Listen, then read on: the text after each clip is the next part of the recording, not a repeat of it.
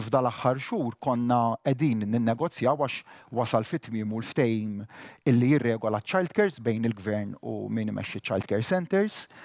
U kuntent ngħid illi wasalna għal ftehim ġdid li se jkun qiegħed jirregola r-relazzjoni bejn il-Gvern u l-operaturi għall-4 snin li ġejjin, se nkunu qed ninvestu fih aktar minn €250 miljun, 276 miljun euro. Dan tħabbar mill-Prim Ministru mexxej Laburista Robert Abela waqt diskussjoni mtella mill-Partit Laburista bit-tema Familja b'saħħitha garanzija għal futur.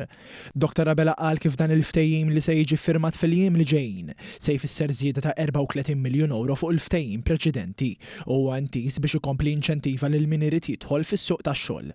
U għatenna li fl-aħħar snin seħħ progress kbir anke fi żmien il-pandemija tal-COVID-19 u brabta mal-IVF u qal kif f'pajjiżna daqt ikollu l-1000 tarbija li twildet permezz tas-servizz tal-IVF. F'din id-diskussjoni ħadu sehem ukoll qatt ta' kelliema li jaħdmu direttament fil-qasam tal-familja u f'dak soċjali li taw l-opinjoni tagħhom u rrikonoxxew il-ħidma li saret minn Gvern Laburista fl-aħħar snin. Fosthom kien hemm Dorien Buħaġar, manager f'ċentru ta' childcare li laqat l-aħbar li tal-Prim Ministru u tkellmet dwar l-importanza ta' dawn iċ-ċentri. Ġenituri wkoll ħafna drabi jistaqsu jaraw jekk hux qed jagħmlu tajjeb jibatuhom iċ-childcare. Ħossuhom xi kultant guilty wkoll jibatuhom iċ-childcare. Ma mbagħad inserħulhom għandhom serħan tal-moħħ li ovvjament hemm għalliema li jistudjaw f'da settur biex jgħinu li t-tfal tagħhom jiżviluppaw kemm soċjalment, fiżikament. L-ekonomista Kien Bruno aċċenna li tmexxija taħt Robert Abela servit bħala turija ta' reżiljenza anke f'żmien tal-pandemija. Għamel referenza għal miżuri ekonomiċi ta' awsterità li daħlu gvernijiet barra minn xtutna, b'kontrarju ta' pajjiżna. Meta il-Gvern inaqqaslek mit-taxxi li qed itik qed jibqalek ħafna iktar flus fl-idejk.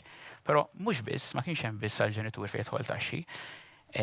Meta jkollok l-ewwel wilt il-Gvern itik €1,000, t-tieni wilt €1,500, tielet wilt €1,000. Żieda fiċ-Children's Allowance, ġifieri fuq medda ta' 4 snin ħajkun hemm żieda ta' €1,000 fiċ-Children's Allowance. Il-lettur tal-management Lisa Kassar Shaw spjegat kif il-Gvern qed jagħmel investiment massiġġ fl-ispazji miftuħa, speċifikament fil-White Rocks u Manuel Island. Tal-investiment huwa xhieda ta' kemm Gvern Laburista jaħseb fil-familji billi qed irod dawn l-ispazji miftuħa lil pubbliku. Tkellem ukoll il-Ministru għall-Politika Soċjali u Drittijiet tat-Tfal Michael Falzon fejn spjega verament xi tfisser il-familja. Is-sigriet tal-familja huwa l-imħabba, huwa s-sens ta' intimità u s-sens ta' relazzjoni onesta. Meta xi ħadd ikun veru ħabib tagħna għalkemm ma jiġix minnha bid-demm x'ngħidu. Qisu wieħed tal-familja. X'ngħidu meta jkollna xi ngħidu ma' xi ħadd tal-familja? Id-demm qatt ma jsir sem. U dak joħroġ kemm importanti li ninvestu fil-familja. Il-familja hawn min jgħidilha l-pedament. Il-familja n-nukleu. L-iżgħar ħaġa li jeżisti fil-fiżika ta' dik li hija il-soċjetà tagħna. Il-Ministru Falzon semma li diġà twettqu 27 miżura soċjali b'165 miljun euro f'dan ix-xahar biex il-familji ikollhom kwalità tal-ħajja aħjar.